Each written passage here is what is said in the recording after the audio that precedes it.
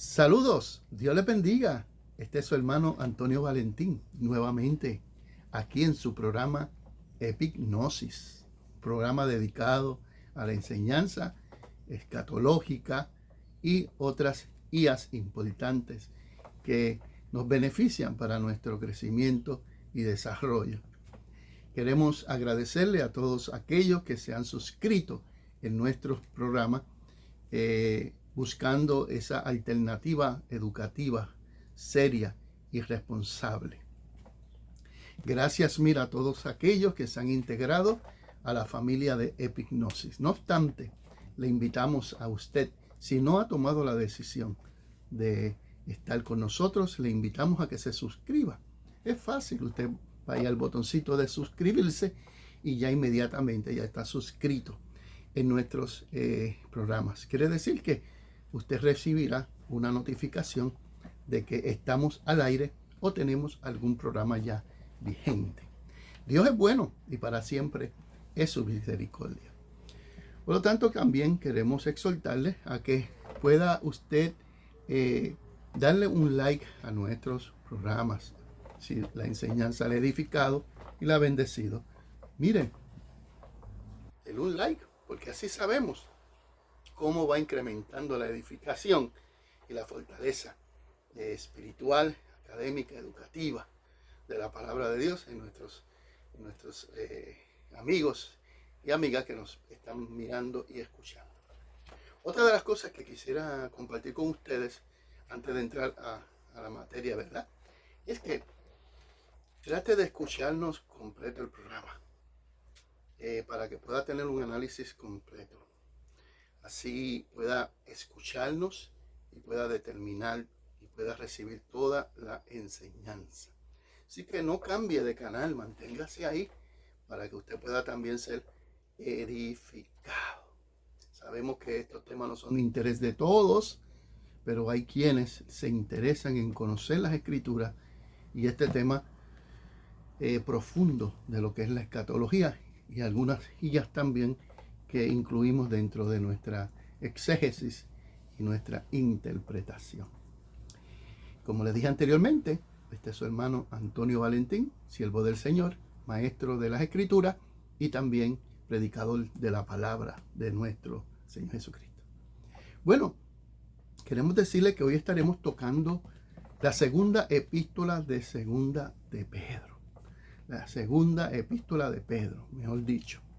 Porque es una epístola que al yo estudiarla y al leerla encuentro elementos bien importantes que debemos de considerar. Segunda de Pedro fue escrita, como lo dice ya el primer versículo en el capítulo, por Simón Pedro, siervo y apóstol de nuestro Señor Jesucristo. Ya de primera instancia se está diciendo que Pedro escribió esa carta. ¿En qué año se escribió esta carta? Posiblemente se escribió en el año entre el 65 al 67. Y se alude ya, porque ya Nerón ya estaba en su apogeo como emperador de Roma, y nosotros conocemos la historia de Nerón, que fue un emperador psicópata prácticamente, que hizo gran daño, especialmente persiguió a la iglesia, y se cree que fue el autor de la ejecución y el martirio de Pedro y Pablo. Hay algunos que tienen alguna variante diferente, pero vamos a mantenernos ahí en esta postura. Y es importante mencionar esto, porque ya Pedro está trayendo un mensaje desde la cárcel de Roma.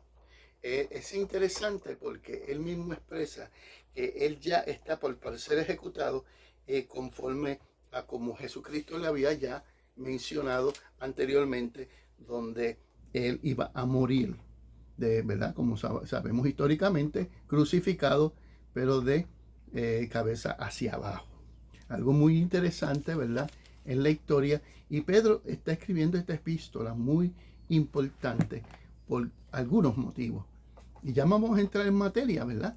Y uno de los motivos es los falsos maestros que habían introducido en la iglesia ya para el año 60-65. La iglesia estaba siendo atacada por diversidades de pensamientos.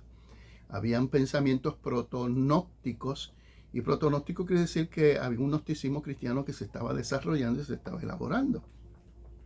Y también podemos mirar que en Segunda de Pedro vemos claramente como el apóstol refuta en contra de algunas enseñanzas peligrosas que tienen que ver con la escatología y tienen que ver con la persona de Jesucristo.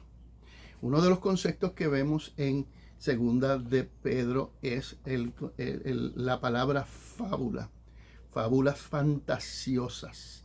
Y fábulas fantasiosas viene a ser aquellas historias ficticias que se han creado.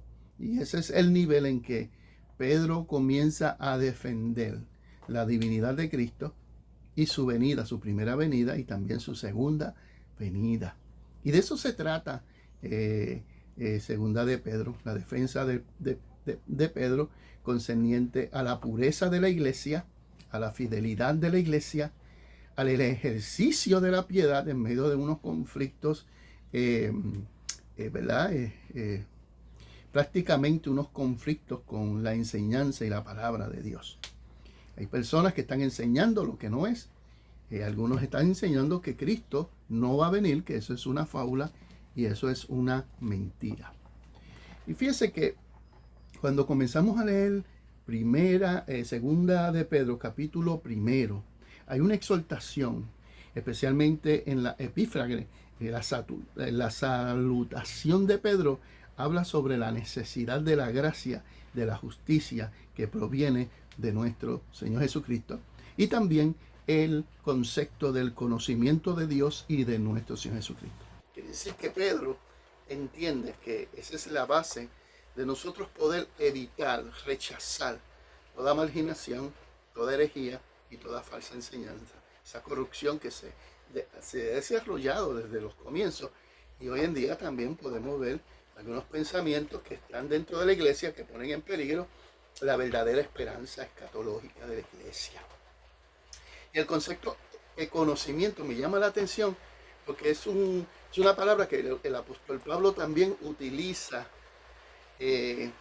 para adherirnos a Cristo en esa necesidad de conocer a Cristo más y más, para parecernos a Él y estar en Él, dirigirnos hacia el carácter de Cristo, desarrollar un carácter cristológico, parecernos a nuestro Señor Jesucristo. Esa es la meta escatológica de todos los creyentes. Por lo tanto, el conocimiento que nos está mostrando aquí es ese gnosis que Pablo utiliza como epignosis, como conocimiento de lo alto, conocimiento profundo. Pero aquí este gnosis que nos muestra Pedro es el esfuerzo de nosotros como creyentes de estudiar las Escrituras. Y no solamente de estudiar las Escrituras, sino de vivir la palabra del Señor. Por eso vemos en este capítulo una exhortación muy clara y nos está presentando la realidad de nuestra naturaleza, que nuestra naturaleza es una naturaleza divina, ¿verdad? Como dice él, que todas las cosas pertenecen a la vida, a la piedad y han sido dadas por su divino poder y mediante el conocimiento de aquel que nos llamó por su gloria. Qué maravilloso, porque nos está haciendo partícipe de un empoderamiento sobrenatural que no solamente, ¿verdad? Este poder no es un poder místico como tal, sino es un poder demostrativo en nuestro carácter como cristianos. Yo creo en los milagros, creo en los prodigios, creo en las señales, pero este conocimiento es aquel que demuestra que nosotros somos personas que estamos interesados en crecer y desarrollarnos en el carácter de nuestro Señor Jesucristo. Y es interesante porque dice que nosotros hemos podido llegar a ser partícipes de la naturaleza divina por gracia de Dios. Y esto nos ayuda a nosotros a que nosotros pudiésemos huir de la corrupción que hay en el mundo por causa de la concupiscencia. En estas palabras, Pedro está llamando a la iglesia a una vida de piedad. Y por lo tanto, ese capítulo 1 es interesante porque él se introduce a la iglesia diciéndole que el conocimiento de nuestro Señor Jesucristo nos ayuda a nosotros a poder combatir contra las falsas enseñanzas y aquellas personas enemigas de la cruz que quieren rechazar y negar a Cristo Jesús. Por eso vemos en segunda de Pedro, ya para el último capítulo prácticamente, que habla que muchas personas han negado que Cristo viene y que también se están burlando. Pero quienes se están burlando son una serie de personajes que son enemigos de la iglesia y están robándole la fe escatológica a ¿verdad?, el cuerpo de Cristo. En otras palabras, afectando la esperanza escatológica. Es interesante porque mientras nosotros más conozcamos al Señor, que el término de conocimiento y conocer y tener conocimiento de nuestro Señor Jesucristo es bien importante dentro de esta escritura, porque mientras más le conocemos, más nos interesamos por Él y más buscamos parecernos a Él y tenemos más credibilidad y más base fundamental en las escrituras para rechazar todas estas argumentaciones de ciertas personas que tratan de afectar esta área escatológica. Por lo tanto, desde el verso 16 en adelante, que es donde yo quiero entrar en el día de hoy, nos está hablando de una defensa de Pedro concerniente a este tipo de pensamientos y argumentaciones falsas. Por lo tanto, en el capítulo 2 vemos el apóstol hablando sobre los falsos profetas y falsos maestros. Y él dice claramente, pero como hubo también falsos profetas entre el pueblo, como habrá entre vosotros falsos maestros que introducirán encubiertamente herejías destructoras y aún negarán al Señor que los rescató, atrayendo sobre sí mismo destrucción repentina. Es interesante porque ya él está presentando las características principales de estos herejes y de estos falsos maestros. Finalmente están negando al Señor. Y ese es algo que tenemos que centralizar dentro de nuestra lectura, porque precisamente Pedro, desde el verso 16 hasta el verso 21 del primer capítulo de segunda de Pedro, exclusivamente le hace una defensa precisa sobre esta situación histórica dentro de la iglesia. Que contextualizándolo podemos decir que nosotros en el día de hoy, aunque hay un panorama muy pendiente a la escatología de Mateo 24, los acontecimientos que han habido y todas estas situaciones, que la pandemia, que los terremotos y todo este acontecimiento ha creado una expectación, ha levantado nuevamente unas ideas escatológicas donde muchos se están tergiversando. Por lo tanto, él presenta dos cosas importantes. Él presenta que Cristo Jesús no es una fábula artificiosa. Vamos a leer el verso 16. Porque no os hemos dado a conocer el poder y la venida de nuestro Señor Jesucristo siguiendo fábulas artificiosas. Y aquí el concepto de la venida de Cristo, que es parusia, presencia manifestada, apunta hacia dos cosas. Apunta hacia la primera venida de él en calidad de Mesías y de Salvador, y también la venida de Cristo en un futuro que viene como el juez. Entonces, él está hablando claramente que estas no son fábulas artificiosas. Y como dije anteriormente, una fábula artificiosa es una idea o una historia mística o una historia fantasiosa que se ha creado o que está reduciendo a nuestro Señor Jesucristo como un personaje inventado por la iglesia. Y eso ha sido uno de los ataques que ha habido históricamente concerniente a Cristo, donde se señala que la iglesia inventó este personaje. Pero Pedro dice, no es una fábula artificiosa, sino como habéis visto con nuestros ojos, como hemos visto. Es decir, que Pedro presenta la defensa de que Pedro estuvo con Jesucristo y él pudo ver una manifestación profética con sus propios ojos de aquel esplendor y aquella gloria en el cual Cristo vendrá en el futuro. Y dice sino como habiendo visto con nuestros propios ojos su majestad. Está hablando sobre, esa majestad está hablando sobre la gloria de Cristo manifestada en el monte de la transfiguración. Pues cuando Él recibió de Dios y Padre honra y gloria, le fue enviada desde la magnífica gloria una voz que decía: este es mi hijo amado en el cual tengo complacencia.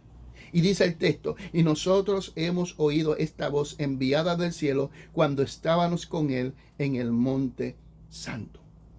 Esa es la primera defensa que el apóstol Pedro hace ante los ataques de que Cristo era un personaje de fábula artificiosa, que era un personaje inventado. Él dice: no, yo estuve con Cristo, yo estuve en el monte de la transfiguración, allí yo vi la majestuosidad de Cristo Jesús. En otras palabras, pude ver con mis ojos la divinidad de Cristo.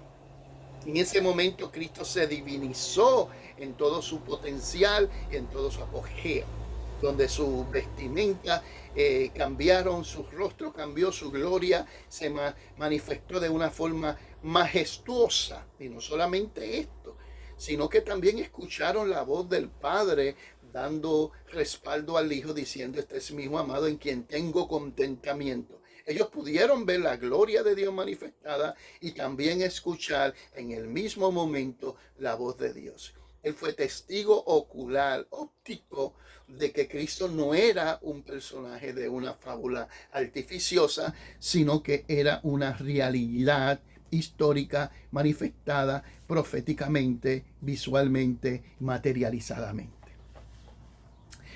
Pedro aquí hace una defensa muy importante. Cristo es un personaje verdadero y real. Es el Salvador nuestro. Se manifestó. Yo lo toqué. Yo lo palpé, como decía Juan. Yo pude contemplar su gloria, como decía Juan también. Y Pedro aquí está haciendo este argumento como un testigo de la presencia real de nuestro Señor Jesucristo. Y esto es un tema escatológico, porque aún hablando sobre el adviento, su primera venida, fue también un elemento escatológico cumplido, donde Cristo vino como Salvador y murió y resucitó al tercer día. Ahora, Pedro está utilizando esta argumentación para demostrarles a ellos que Cristo viene pronto, porque muchos están atacando a la iglesia de que el Señor Jesucristo no viene, que eso es un invento también humano, o sea, pero él está diciendo: mira, él vino, yo lo vi su gloria, vi manifestada su poder, entonces él vendrá. En otras palabras, estamos viendo una defensa importantísima que tenemos que tomar en consideración dentro del mensaje de Pedro a la iglesia.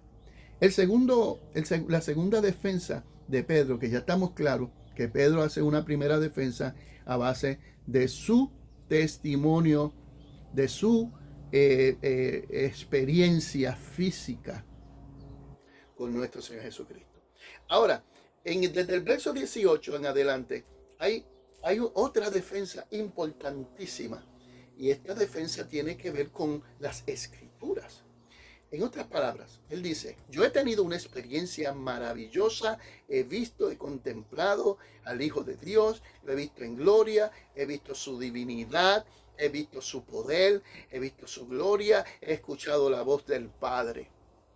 Pero ahora yo les voy a presentar a ustedes una escritura, una profecía que es más segura, el cual debemos de nosotros estar atentos como antorchas que alumbran en el lugar oscuro, hasta que el día esclarezca y el lucero de la mañana salga de vuestros corazones.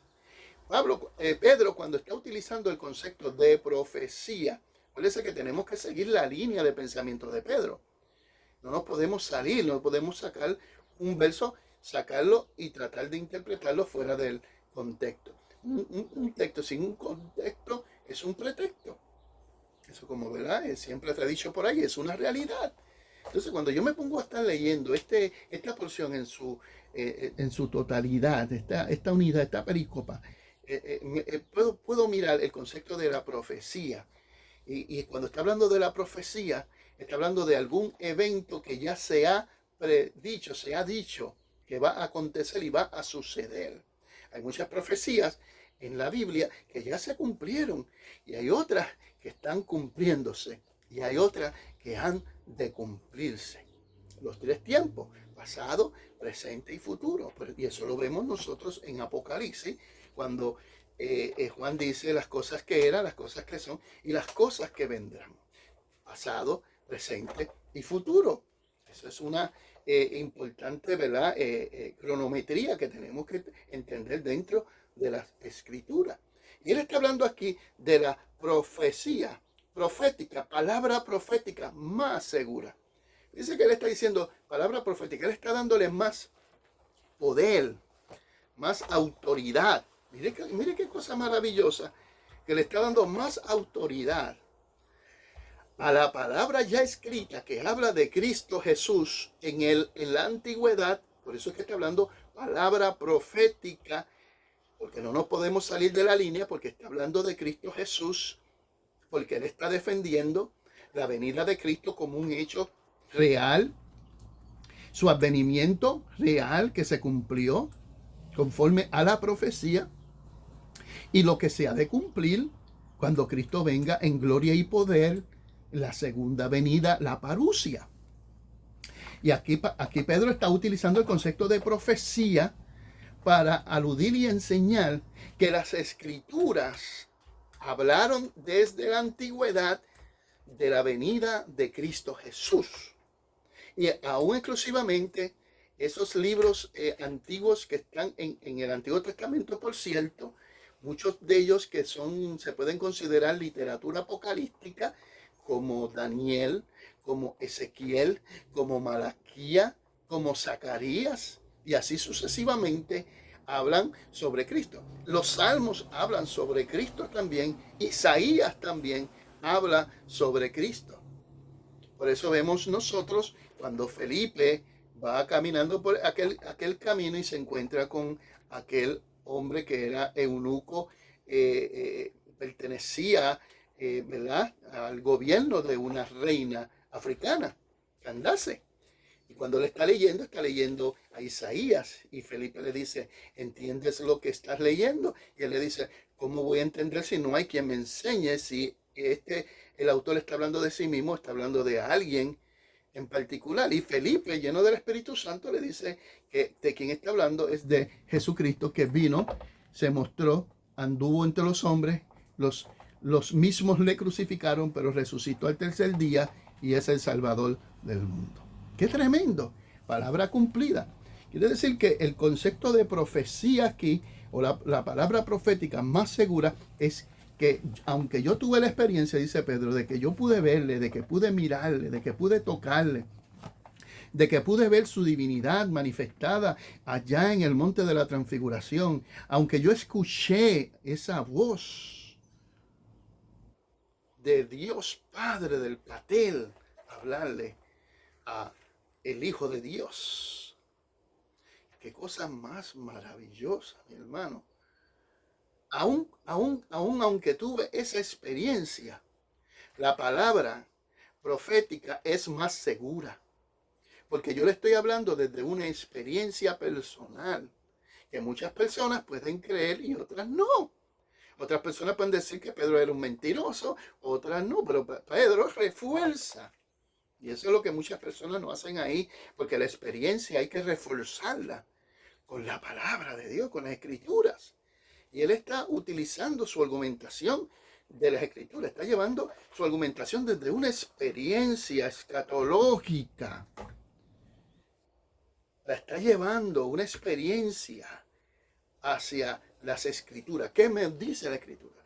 Estas palabras, si usted no cree en lo que yo he dicho, la palabra profética, como dice aquí en el verso 19, tenemos también la palabra profética más segura, la cual hacéis bien estar atentos.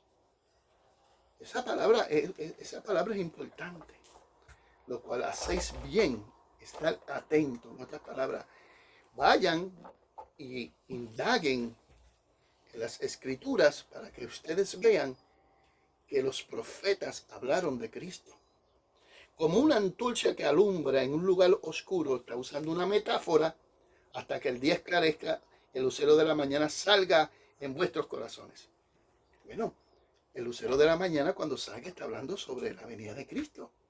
Y está diciendo que cuando nosotros desarrollamos un conocimiento vasto sobre la persona de Jesucristo, desde las escrituras antiguas que confirmaban, inclusive le voy a decir esto, los primeros intérpretes cristianos del primer siglo, de la iglesia nacientes, ellos interpretaban y traían la proclamación, el querigma, a base de cómo interpretaban las escrituras concernientes a el cumplimiento de la venida de Cristo. Y eso es algo que tenemos que comprender históricamente así. Ahora, este conocimiento me acerca, esta confirmación de esta profecía más segura, a la cual yo debo estar atento y debo de indagar, me va a transformar, me va a esclarecer, me va a liberar de los pensamientos negativos, de los presuntos maestros con sus argumentaciones escatológicas falsas. Puedo combatir y puedo vencer ante esta falta de iluminación, donde muchas personas hoy en día están siendo cuestionadas, y tenemos que reforzarnos. Estamos viendo una generación que las personas no están buscando la palabra profética más segura. Entonces, Pedro aquí está simplificando este concepto hacia lo que la antigüedad, lo que las escrituras antiguas hablaran de Cristo, el cumplimiento de todas las cosas. Por eso cuando vemos en el Nuevo Testamento, que habla mucho el apóstol Pablo y los apóstoles en sus epístolas, hablan de Cristo como el cumplimiento, lo que se ha cumplido ya, lo que se dijo, lo que se profetizó, lo que se habló, lo que se predijo. Cuando vemos a Hebreos capítulo 11, el famoso capítulo de la fe es la certeza de lo que se espera y la convicción de lo que no se ve. Y así sucesivamente nos habla sobre diferentes personajes que demostraron una fe a Dios. Cuando usted termina de leer todo ese capítulo, al final se encuentra una de las verdades muy importantes. Ellos buscaron, indagaron de qué personas se estaba hablando. Quedaron sin fruto. Ellos profetizaron, ellos hablaron, ellos dijeron sobre un personaje que vendría importantísimo como es nuestro Señor Jesucristo. En nuestra revelación progresiva la entendemos así. Pero Hebreos termina diciendo que nosotros hemos recibido por la gracia y la bondad de Dios mayor revelación que ellos, porque nosotros hemos tenido la bendición de poder ser partícipe de una salvación tan grande, porque ellos indagaron en su fe, pero nosotros experimentamos a través de la fe nuestra salvación y nuestra redención. En ese sentido somos mayores que ellos. Eso es lo que el autor de Hebreos nos está diciendo, que nosotros hemos experimentado una transformación y un cambio por ya un hecho cumplido, que los autores o los personajes que muestra Hebreos capítulo 11, de alguna forma u otra se movieron por esa fe. Y otros indagaron de qué tiempo y qué persona. Nosotros hemos tenido la revelación mayor, que es Cristo Jesús, que se nos ha revelado a través de nuestra experiencia de fe. Y también lo confirmamos a través de las Escrituras de que Cristo Jesús es el Hijo de Dios. Nosotros no solamente creemos en Cristo ciegamente, sino que nosotros también razonamos, porque las Escrituras y el conocimiento nos ayudan a nosotros a entender cuál es la voluntad del Padre y el carácter que nosotros debemos de seguir como cristianos que hemos nacido de nuevo. Entonces, de esto se trata la escatología, porque el Espíritu Santo nos va a llevar a nosotros a crecer paulatinamente hasta lograr el carácter de Cristo en su perfección, y cuando Cristo venga, el Espíritu Santo nos prepara para su encuentro. Pero el creyente, para poder madurar porque tenemos una naturaleza. Por eso que él hablaba ahorita sobre la naturaleza divina, es el nuevo nacimiento. La simiente de Dios en nosotros, porque el que tiene esta simiente, dice la Biblia, no vive en pecado, sino que está viviendo conforme a la voluntad de Dios, separado para Dios, porque está esperando ese evento poderoso escatológico. Entonces, aquí Pedro vuelve y sigo compartiendo con ustedes algunos textos bíblicos para finalizar.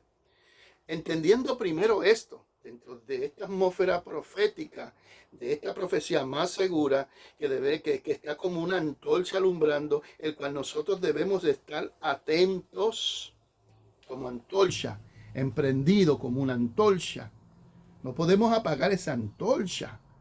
Tenemos que estar atentos como antorcha hasta que el día esclarezca. Quiere decir, él está dando aquí, y quiero detenerme aquí. Vamos a hablar un poquito aquí alegóricamente o metafóricamente. Lo que está diciendo es que en la noche, para aquellos tiempos, como no había lo que hoy nosotros tenemos, luz eléctrica, en aquellos tiempos en la noche ellos usaban unas lumbreras, se alumbraban con fuego, con fogata, con antorchas. Y él está utilizando esa antorcha como ese conocimiento que está en las escrituras, que la profecía nos ayuda a nosotros en medio de este mundo oscuro, mantenernos encendidos en ese sentido de conocimiento, de iluminación, hasta que el día sea esclarecido, y está hablando de la venida de Cristo. Y la venida de Cristo ya no necesitamos o necesitaríamos más la antorcha, porque Cristo seremos tal como Él es. Hijitos míos, sois hijos de Dios, pero aún no se ha manifestado lo que debemos de ser. Está hablando de palabras de Juan, sino que cuando Él venga seremos como Él es. Es decir, que vamos a llegar a la cúspide de nuestra transformación y ya no necesitamos un conocimiento escritural, porque ya nosotros tendremos toda la revelación en su venida. ¡Qué maravilloso! Mientras Cristo no haya venido, estamos caminando en un mundo oscuro donde hay muchas enseñanzas, muchas ideologías, pero solamente la palabra que alumbra en nosotros como antorcha, ese conocimiento que debemos de buscarlo. Quiere decir que nuestra escatología tenemos que alimentarla, mi hermano. Y Pedro está diciéndole, yo tuve una experiencia, pero mi experiencia es confirmada por esta profecía, estas escrituras que confirman que Cristo vino, anduvo, se cumplió todo y Él la de volver nuevamente.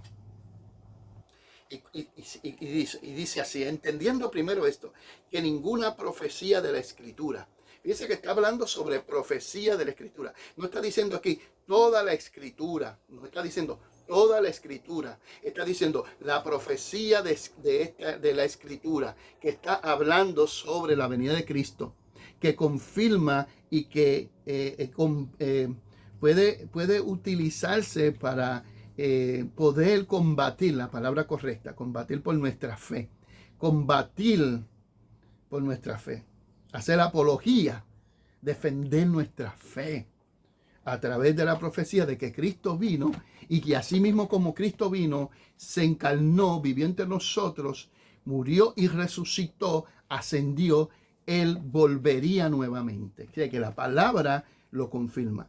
Esta profecía de la Escritura, ninguna de estas profecías de la Escritura fue interpretación privada.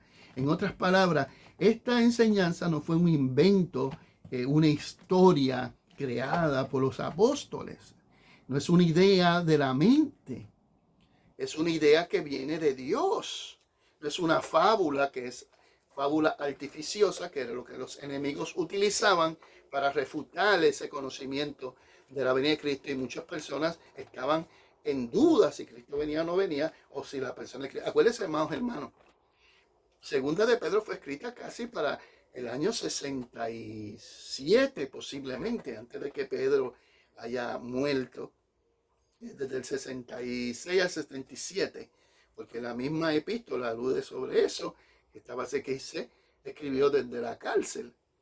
Y Pedro está diciéndole a ellos, o sea, en otras palabras, mire, han pasado ya casi 30, 35 a 40 años desde Cristo ascendió, quiere decir que en 40 años pues, han sucedido muchas cosas. El desarrollo del pensamiento teológico de la primera iglesia se fue desarrollando. El sincretismo del proto-gnosticismo o el gnosticismo cristiano que tuvo su esplendor ya para el segundo siglo, pero que estaba emergiendo dentro de la iglesia.